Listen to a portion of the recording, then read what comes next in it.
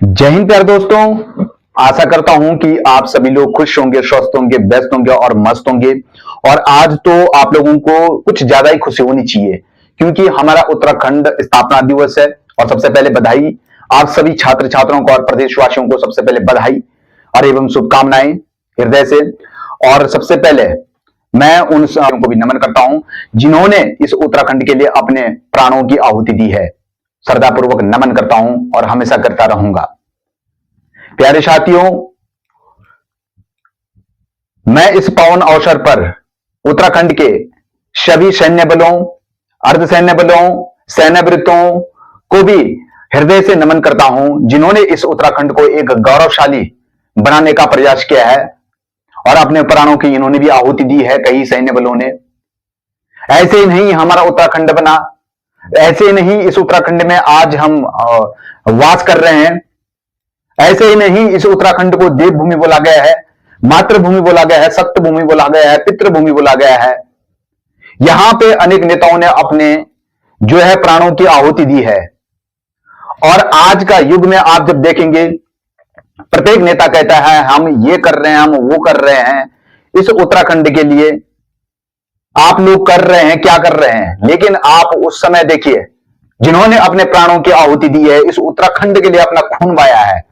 और आज इस उत्तराखंड में हम वास कर रहे हैं। बड़े खुशी और गौरवशाली की बात है कि आज उत्तराखंड जो है 25वीं रजत जयंती के रूप में हम सेलिब्रेट कर रहे हैं। प्यारे साथियों, जो उत्तराखंड राज्य आंदोलन है, जब मैं उस चैप्टर को पढ़ाऊंगा आप लोगों को तो आप लोगों को पता लग जाएगा किसने यहाँ पे अध्यक्षता की है, कसन कितने में किया है, क्या क्या हुआ है यहाँ पे, कैसे हमारा 9 नवंबर 2007 को जो उत्तराखंड बना है और 1 जनवरी 2007 को इसका नाम उत्तरांचल बदल करके उत्तराखंड पड़ा है। ये सब मैं आप लोगों को वाई डिटेल तब बताऊंगा जब इसका चैप्टर आएगा। अभी आप चंद वंश पढ़ रहे हैं, उसके बाद जब आप पंवार वंश पढ़ेंगे, उसके बाद ब्रिटिश शासक या गोरखा शासक खत्म करके आप पहुंचेंगे उत्तराखंड पृथककरण राज्य आंदोलन में। उस चैप्टर में आप लोगों को मैं अच्छे से बताऊंगा। यानी हाँ, आप लोगों को पता होना ही चाहिए कि हमारा उत्तराखंड किस तरीके से जो है पृथककरण हुआ है, यहां पे कौन कौन वो नेता रहे थे, किस किस की अध्यक्षता में यहां काम हुआ है। आप लोगों को सब कुछ ये अच्छे से पता होना चाहिए क्योंकि अपने उत्तराखंड की अगर आपको बाय डिटेल हिस्ट्री पता नहीं है तो आप, मैं समझता हूं आप बुरा मत मानना, आप उत्तराखंड की तैयारी नहीं कर रहे हैं, एक बेहतर तरीके से नहीं कर पा रहे हैं। और यहां तक मैं ये बोलता हूं, ये संदेश उन्हीं लोगों के लिए नहीं है जो पढ़ाई कर रहे हैं, ये संदेश उन तमाम लोगों के लिए है जो इस उत्तराखंड में वाकई में अपने देवभूमि में वास कर रहे हैं। तभी आप लोगों को एक अच्छा मार्गदर्शन मिलेगा जब आप लोगों को एक अच्छे रूप में इस हिस्ट्री को समझेंगे। तो जब मैं इस चीज को पढ़ाऊंगा तो आप लोगों से रिक्वेस्ट है कि आप उस वीडियो को स्किप मत करना। और आज मैं पढ़ाऊंगा आप लोगों को, हम टॉपिक पे आ जाते हैं। चंद शासक बाज बहादुर चंद। जरा मुझे बताएंगे कि कल हमने जब लक्ष्मी चंद पढ़ा था तो लक्ष्मी चंद के बाद गद्दी पर उसका उत्तराधिकारी कौन बैठा था? बोलेंगे सर जी दिलीप चंद बैठा था। कोई खास जो है इसका कार्यकाल नहीं रहा, सम टाइम तक रहा। और ये बोला जाता है कि इसकी मृत्यु के बाद गद्दी पर कौन बैठ गया था? तो बोलेंगे सर जी इसकी मृत्यु के बाद जो गद्दी विजय चंद बैठ जाता है। विजय चंद जैसे ही गद्दी पर बैठ जाता है तो उसके बाद कौन आ जाता है आपका गद्दी पर?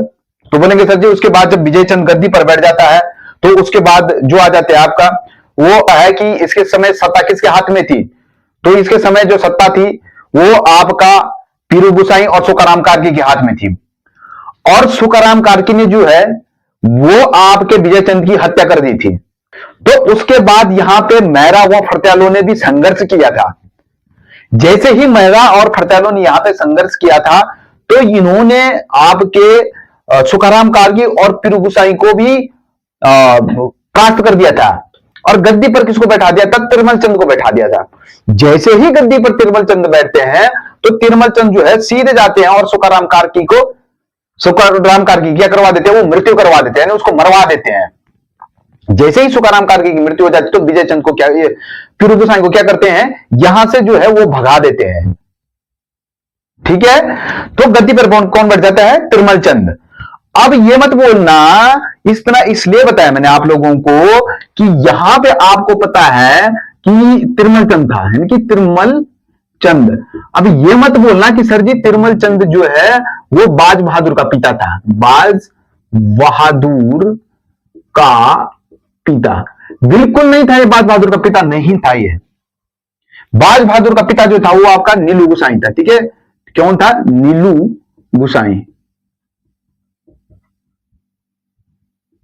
ठीक है, यानी कि इसका कौन हुआ करता था? तो बोलेंगे सर जी नीलू गोसाई हुआ करता था। अच्छा, उसके बाद आप समझो, मैं जो टॉपिक डालने वाला हूं वो रहेगा आज का चंद शासक। चंद शासक कौन सा नंबर का है? 50वें। बाज बहादुर चंद, बाज बहादुर। ठीक है, बहादुर चंद। आप लोग याद रखना कि चंद शासक बाज बहादुर चंद को हम आज पढ़ रहे हैं। एक चीज आप लोग याद रखना, यहां से क्वेश्चन बनने के चांसेस 100% होते हैं, क्योंकि ये जो है बहुत बड़ा शासक रहा है। ठीक है, दूसरे नंबर का सबसे बड़ा शासक था ये। अब मुझे बता देंगे जरा कि पहले नंबर का कौन सा चंद शासक जो पहले नंबर पे सबसे बड़ा शासक हुआ करता था, वो आप लोग मुझे बता देना। लिखेंगे यहां पे, जो अगली बात लिखेंगे यहां पे, बोलेंगे सर जी जो बाज बहादुर चंद था ये तिरुमल चंद का ही उत्तराधिकारी हुआ करता था, यानी कि तिरुमल चंद का उत्तराधिकारी था ये। तो लिखेंगे तिरुमल चंद का क्या था? ये उत्तराधिकारी। ठीक बात बन जाएगी सर, यानी कि तिरुमल चंद का क्या था? ये उत्तराधिकारी था। जब ये तिरुमल चंद का उत्तराधिकारी था तो इसका शासन कब से कब तक चला? यानी कि शासन, ठीक है, शासन बताएंगे इसका। बोलेंगे सर जी जो इसका शासन चला था वो 1638 से लेकर के 1678, कहीं 1677 लिखा है, यानी कि 1638 से लेकर के 1678 तक ही लिख दो आप, कहीं 1677 भी मिलेगा आप लोगों को। ठीक बात बन जाएगी। 1600 या तो 1677 से 1678 लिखे, 1678 ही डाल दो। ठीक है, 78। ठीक, ये इसका शासनकाल था। अच्छा, अब आप ये बताएंगे कि इस समय मुगल शासक कौन था? तो बोलेंगे सर जी इस समय मुगल शासक था आपका, वो था आपका शाहजहां, यानी कि शाहजहां। और शाहजन्म हो गया था। ठीक है, तो 1527 से लेकर, नहीं 1627 से लेकर के आपका 1658। देखो मेरे मुंह में ना बार बार 15 15 15 आ रहा है, कंफ्यूज मत होना आप, गलत मत कर देना। लिखेंगे मुगल शासक, और मुगल शासक कौन था? शाहजहां। ठीक है, मुगल शासक के लिए मूल्यवान वस्तु, ठीक है, मुगल शासक के लिए क्या ले गए थे? मूल्यवान वस्तु, यानी कि मूल्यवान क्या ले गए थे? वस्तुएं। क्या क्या वस्तुएं ले गई थी? तो बोलेंगे सर जी जो मूल्यवान वस्तुएं ले गई थी वो क्या कर ले गई थी? आपके चंवर ले गए थे, कत्तूरी ले गई थी, यानी कि चंवर ले गए थे, कत्तूरी ले गए थे, सोना ले गए थे, चांदी के क्या ले गए थे? बर्तन लिखना रे, ये है बर्तन। ठीक है, यानी कि बर्तन। ठीक है, बर्तन ले गए थे। इतना खतरनाक राजा है ये कुछ ना कुछ जो है मुगलों के लिए ले जाते रहते थे। अब जब आप गढ़वाल वंश पढ़ेंगे ना तो वो क्या ले जाते हैं वो आप लोगों को पता चल जाएगा। ठीक है, जब मैं पढ़ूंगा तो ये क्या बोलेंगे सर जी इसने जो है मुगल दरबार में क्या ले गया था? तो चौवन ले गया था, कत्तूरी, सोने चांदी आदि के बर्तन ले गए थे। किसके लिए? शाहजहां साहब के लिए, मुगल दरबार में। कि 84 माल पर कटहरियों ने क्या कर दिया? 84 माल पर कटहरी राजपूतों ने, ठीक है, कटहरी राजपूत लिखेंगे यहां पे, राजपूतों ने क्या किया था? अधिकार कर लिया था। ठीक है, क्या कर लिया था? अधिकार कर लिया था। ठीक है, यानी कहने का मतलब आप सोच लो कि शाहजहां ने इसे बहादुर और जमींदार की उपाधि दे दी थी जब इसने ये ले गए, और 84 माल पर उस समय कटेरी राजपूतों ने अधिकार कर लिया है। ठीक बात बन जाएगी सर जी। शाहजहां ने इसे बहादुर व जमींदार की उपाधि दे दी थी। शाहजहां ने इसको क्या दिया था?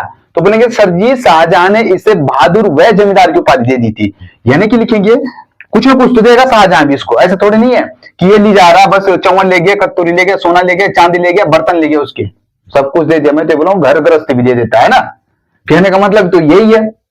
पर शाहजहां ने इसको क्या दिया था, बोले शाहजहां ने इसे बहादुर वह जमींदार की उपाधि दे दी थी। शाहजहां जहां ने इसे बहादुर बहादुर व जमींदार की क्या दे दी थी, उपाधि दे दी थी। शाहजहां ने इसे बहादुर व जमींदार की उपाधि दे दी थी। इस पॉइंट को भी आप इंपॉर्टेंट डाल देना कि शाहजहां ने इसको क्या दिया था, तो बहादुर व जमींदार की उपाधि दे दी थी। 84 माल या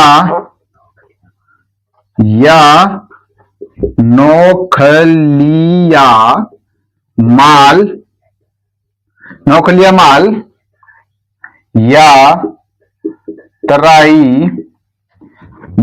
तराई में देखेंगे 84, ठीक है 84 ऐसे भी लिख सकते हैं आप, लंबे भूभाग से चंद राजाओं को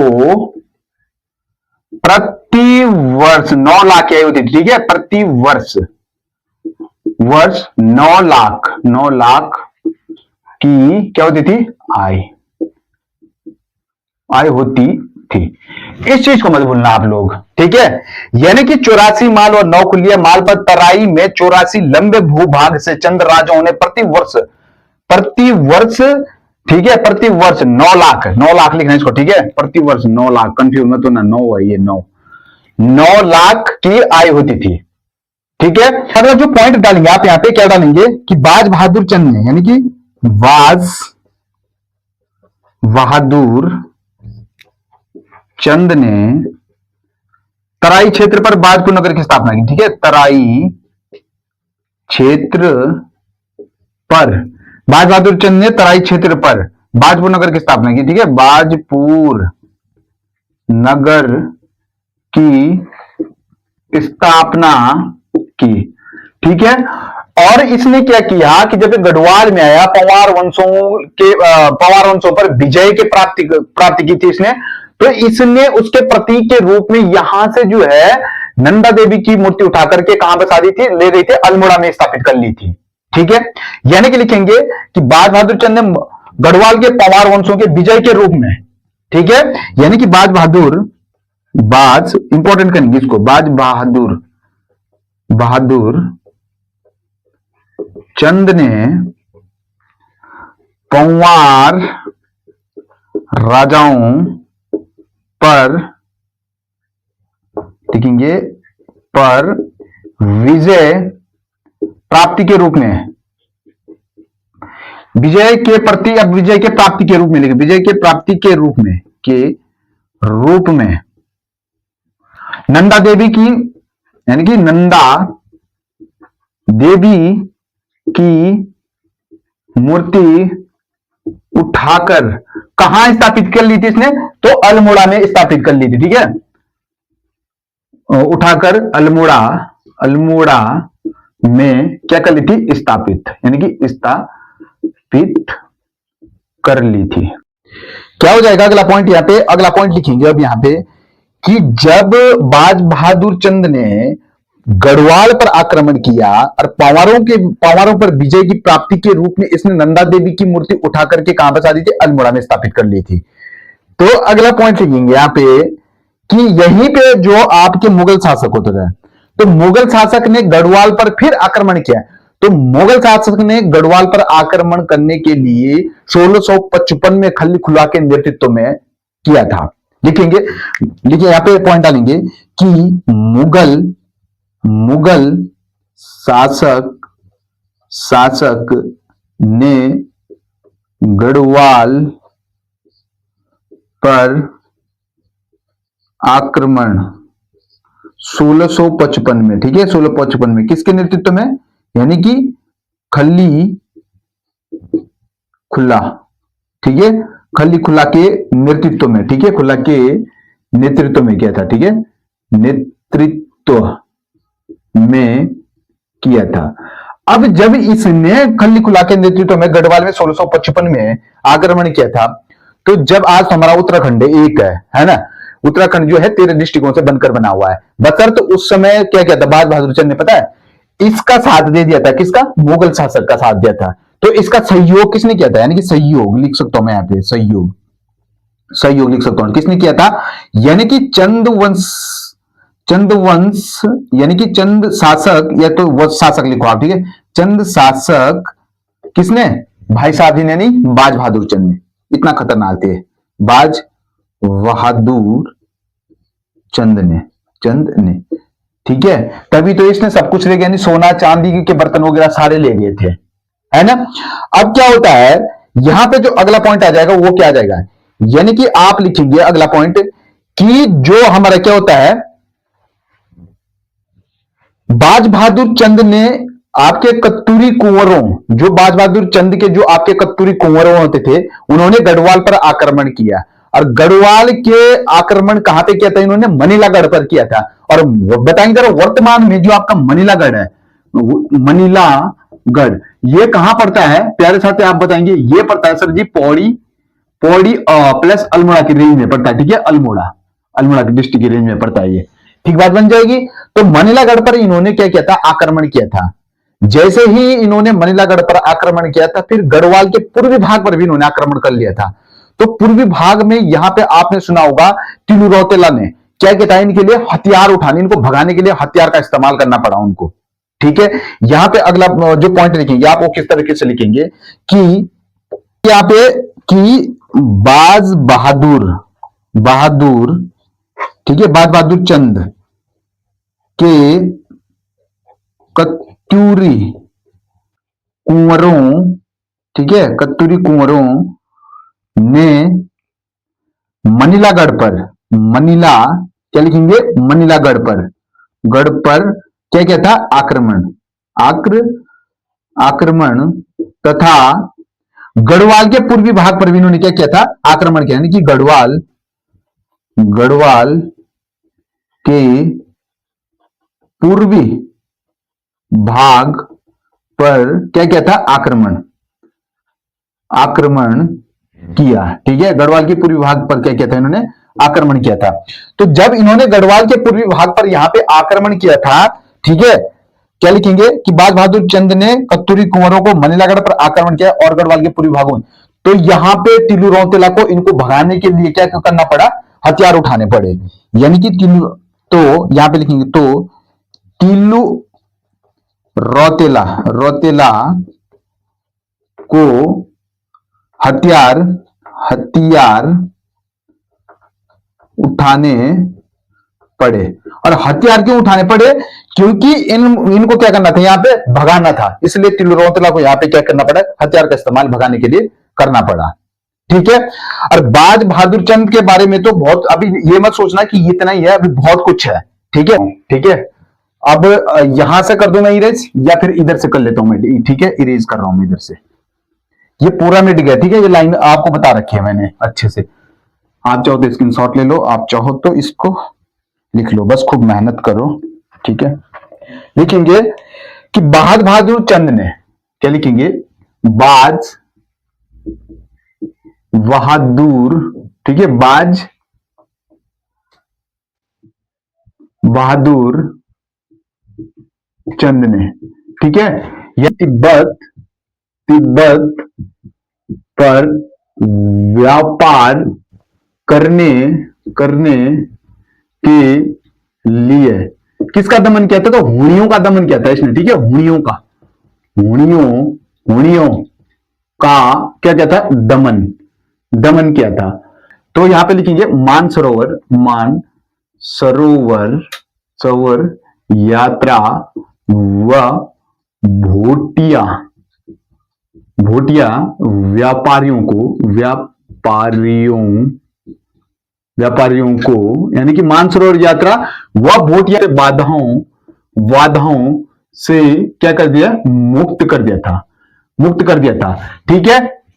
आप लगे हाथ इस चीज को, यानी बाज बहादुर चंद ने तिब्बत पर व्यापार करने के लिए हुनियों का दमन किया था इसने। जैसे ही इसने हुनियों का दमन किया तो मानसरोवर यात्रा भोटिया व्यापारियों पर बाधाओं से क्या कर दिया था, मुक्त कर दिया था। अच्छा, अगला पॉइंट डालेंगे यहां पे कि बाज बहादुर चंद ने कैलाश मानसरोवर यात्रा के लिए गूंट भूमि दान दे दी थी।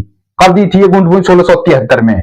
ठीक है, बाज बहादुर चंद ने, बाज, ठीक है, यहां पे लिखेंगे कि बाज बहादुर चंद ने कैलाश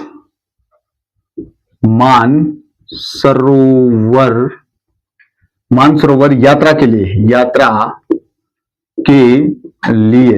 क्या कर दिया था? गूंट भूमि 1673 में, ठीक है, गूंट भूमि क्या कर दी थी? दान। गूंट भूमि वह भूमि होती थी जो मंदिरों के लिए दी जाती, मंदिरों की रक्षा के लिए दिया जाता था। ठीक है, ठीक है, यहां पे लिखिए कि गूंट भूमि वह भूमि होती है जो मंदिरों की रक्षा के लिए दी जाती थी तथा अनाज आदि व्यवस्था पुजारियों के लिए दी जाती, अनाज आदि व्यवस्था पुजारियों के लिए दी जाती। ठीक है, आदि व्यवस्था पुजारियों के लिए दी जाती थी। ठीक है, आप इस पॉइंट को भी यहां पे लिख देना। ये भी मत बोलना कि सर जी आपने यहां पे राइटिंग बनाने की कोई जरूरत नहीं है, बशर्ते आप समझना, आप अपने नोट्स में जरूर राइटिंग बनाना। ठीक है, अच्छे से नोट्स बनाना। गूंट भूमि वह भूमि होती है जो मंदिरों की रक्षा के लिए दी जाती है ना, अनाज के आदि की व्यवस्थाओं के लिए पुजारियों के लिए दी जाती थी, ये होती थी गूंट भूमि। ठीक है, अगला जो पॉइंट होगा यहाँ पे, वो पॉइंट क्या डालेंगे आप यहाँ पे मैं पूरा इसको इस तरीके से कर रहा हूं मैं आप लोगों के सामने। ठीक है, बहादुर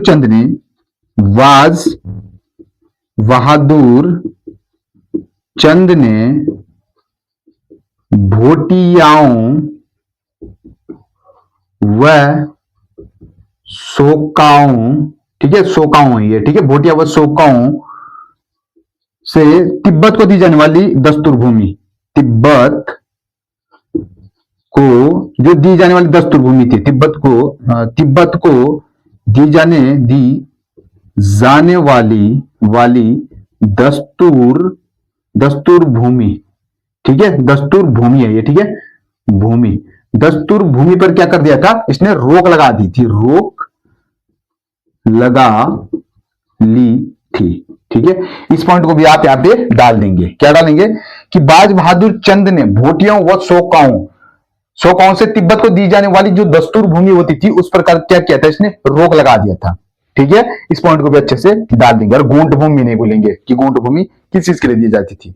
ठीक है, बाज बहादुर चंद ने कैलाश मानसरोवर यात्राओं के लिए 1673 में गूंट भूमि जो है वो दान कर ली थी। ठीक है, अगला पॉइंट क्या बन जाएगा यहाँ पे? बाज बहादुर चंद ने भोटियाओं से सिरती नामक कर लिया था। यानी कि बाज बहादुर चंद ने जो होता है कि भोटियाओं से आपका सिरती नामक कर लिया था। लिखेंगे यहाँ पे, क्या लिखेंगे कि बाज बहादुर चंद ने, क्या लिखेंगे? बाज बहादुर चंद ने भोटियाओं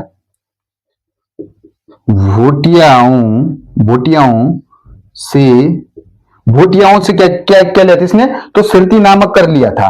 भोटियाओं से सिरती, अब क्वेश्चन आएगा कि सिरती कर किसने लगाया? तो इसी ने लगाया, सिरती नामक कर लिया था।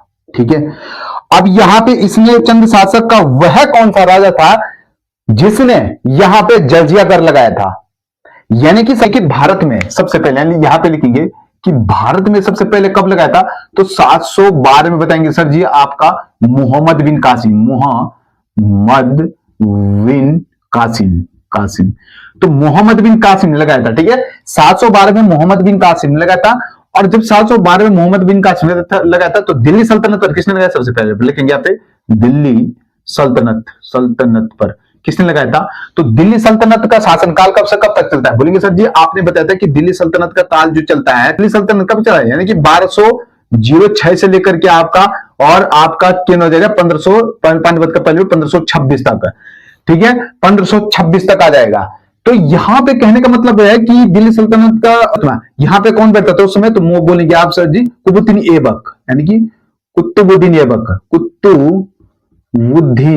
कुतुबुद्दीन ऐबक ने इसी ने जो है दिल्ली सल्तनत पे सबसे पहले लगाया था, ठीक है। और इसको बताएंगे आप कि मुगलों पर किसने लगाया था फिर से? तो बोलेंगे सर जी जो मुगलों पर लगाया था वो फिरोज शाह तुगलक ने लगाया था दोबारा, ठीक है। किसने लगाया था? तो फिरोज शाह तुगलक ने। तो फिरोज शाह तुगलक ने इसको दोबारा लगाया था, ठीक है। और यहां पे कुमाऊं में किसने लगाया था? तो कुमाऊं में किसने लगाया था? मात्र एक चंद्र शासक था जिसने कुमाऊं में लगाया था, आपका जजिया कर। वो कौन था आपका? यानी कि बाज बहादुर चंद, ठीक है, बाज बहादुर चंद इसने लगाया था। ठीक बात बन जाएगी, ठीक है। तो इतना बता देंगे आप, बाज बहादुर चंद ने लगाया था कुमाऊं में, ठीक है। अच्छा, ठीक है। अब जो है मैं इसको जो हूं इरेज कर रहा हूं, ठीक है। यहां पे मैं इसको क्या कर रहा हूं? इरेज कर रहा हूं, ठीक है। ये तो बात की बात हो गई, पर यहां पे कहने का मतलब होता है कि कुमाऊं का वह कौन सा राजा था एक जिसने चंदों पर जो है जजिया कर लगाया था, ठीक है। ये डायरेक्ट लिख देता हूं मैं यहाँ पे, बाज बहादुर चंद ने जो है कुमाऊं पर क्या लगाया था? जजिया नामक कर लगाया था। यहाँ पे डायरेक्ट लिख रहा हूं, ठीक है। बाज बहादुर चंद ने कुमाऊं पर जजिया कर लगाया था, ठीक है। यानी कि कुमाऊं पर क्या लगाया था इसने? तो जजिया कर लगाया था सर जी। अब जो अगला पॉइंट आ जाएगा कि पिथौरागढ़ में एक हथिया दीवाल किसने बनाई थी? बाज बहादुर चंद ने बनाई थी, जिसकी बनावट कैलाश के एरोला मंदिर से की जाती है, ठीक है। यहां पे मैं इस चीज को अब जो हूं इरेज कर रहा हूं इधर से, ठीक है। यहां पे मैं इरेज कर रहा हूं यहां से, ठीक है। लिखेंगे यहां पे क्या लिखेंगे? अगला पॉइंट कि पिथौरागढ़ के थल में एक हत्या दीवाल किसने बनाई थी? तो बोलेंगे बाज बहादुर चंद ने बनाई थी। यानी इसकी तुलना डायरेक्ट में लिख रहा हूं यहां पे, ठीक है। तुलना किसने की थी? तो एरोला के कैलाश मंदिर से, यानी कि एरोला के कैलाश मंदिर से, ठीक है। कैलाश किसे? मंदिर से इसकी तुलना किससे की गई थी? तो एरोला के कैलाश मंदिर से जो है इसकी तुलना की गई थी। और इसी ने ही क्या किया था? बोलेंगे सर जी बाज बहादुर चंद ने क्या किया था? तो बोलेंगे चंद ने, लिखेंगे यहां पे कि बाज बहादुर चंद ने, ठीक है, बाज बहादुर चंद ने घोड़ा खाल, ठीक है। बाज बहादुर चंद ने घोड़ा खाल में क्या किया था? बोलिए गोलू देवता का मंदिर बनाया, ठीक है। गोलू देवता। अब बताएंगे जरा गोलू देवता का मंदिर कहां है, कौन से डिस्ट्रिक्ट में पड़ता है? गोलू देवता का क्या किया था? मंदिर बनाया था, ठीक है। यानी कि घोड़ा खाल में गोलू देवता का मंदिर बनाया था। और इसका एक चित्र न्यूयॉर्क संग्रहालय में रखा गया है, ठीक है।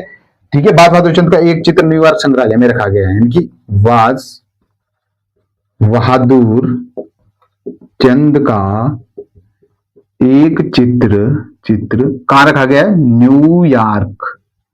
न्यूयॉर्क संग्रहालय में रखा गया है, ठीक है। इसका एक चित्र जो है वो न्यूयॉर्क संग्रहालय में रखा गया है। यानी कि कहने का मतलब होता है कि पिथौरागढ़ के थल में एक हथिया दीवाल किसने बनाई थी और उसकी तुलना किससे की गई थी? तो बोलेंगे बाज बहादुर चंद ने बनाई थी। और इसकी तुलना जो है वो किसने की थी? किससे की गई थी? तो एरोला के कैलाश मंदिर से, ठीक है। बाज बहादुर चंद ने घोड़ा खाल में गुरु देवता का मंदिर भी बनवाया, ठीक है। और इसका एक चित्र आपका न्यूयॉर्क संग्रहालय में रखा गया है। यानी कि बाज बहादुर के समय डोटी पर शासन किसका था? शासन, ठीक है। डोटी पर शासन, ठीक है। डोटी पर किसका शासन था? तो बोलेंगे सर जी बाज बहादुर के समय 2 टिप्पर किसका शासन हुआ करता था? तो बोलेंगे सर जी यहाँ पे हुआ करता था आपका देवपाल का शासन, ठीक है, देवपाल का यानी कि मगर लगाए थे इसने। तो मुझे कुल मिला के यहाँ पे बताएंगे जो बाज बहादुर चंद था ना, बाज बहादुर चंद था, इसने कौन कौन से कर लगाए थे? तो सबसे पहले जी सर जी इसने जजिया कर लगाया था, ठीक है, जजिया कर लगाने वाला एकमात्र यही था, ठीक है। दूसरा इसने क्या किया था, यहाँ पे एक कर और भी लगाया था इसने, मांगा कर, ठीक है, मांगा कर भी इसी ने लगाया था, ठीक है। बाकी बात मैंने आप लोगों को जो है वो लिखा रखा है, ठीक बात बन जाएगी। तो साथियों आज की वीडियो यहीं पे समाप्त होती है और उम्मीद करता हूं कि आप लोगों की यह वीडियो महत्वपूर्ण साबित होगी आप लोगों के लिए, और आप लोगों से यह भी उम्मीद करता हूं कि आप लोगों को ये जो मैं पढ़ा रहा हूं ये बाय डिटेल आप नोट्स बना रहे होंगे, नोट्स के साथ जो है आप अच्छे से पढ़ रहे होंगे। और मैं तो आशा आप लोगों से यही करता हूं कि आप हमेशा जो है नोट्स चलिए और नोट्स के साथ चलिए, सॉरी, और विदाउट नोट्स मत चलिए, क्योंकि अच्छा व्यक्ति वही होता है, सफलता उसी को मिलती है जो एक अच्छे मार्गदर्शन में चलता है, ठीक है। और आप लोगों से यह विनती है कि आप अपना आशीर्वाद जरूर बना के रखें, है ना। आप लोगों का प्यार प्रेमी ही मेरे लिए एक सर्वोत्तम श्रेणी है और उसी सीरीज के माध्यम से जो है मैं आगे बढ़ सकता हूं। तो इसी के साथ मैं ज्यादा न कहते हुए अपनी वाणी को यहीं विराम देता हूं और आप खूब मेहनत कीजिए, अच्छी मेहनत कीजिए और खूब लगन लगाइए पढ़ाई में, है ना। और इसी के साथ जय हिंद, जय भारत, जय उत्तराखंड, नमस्कार।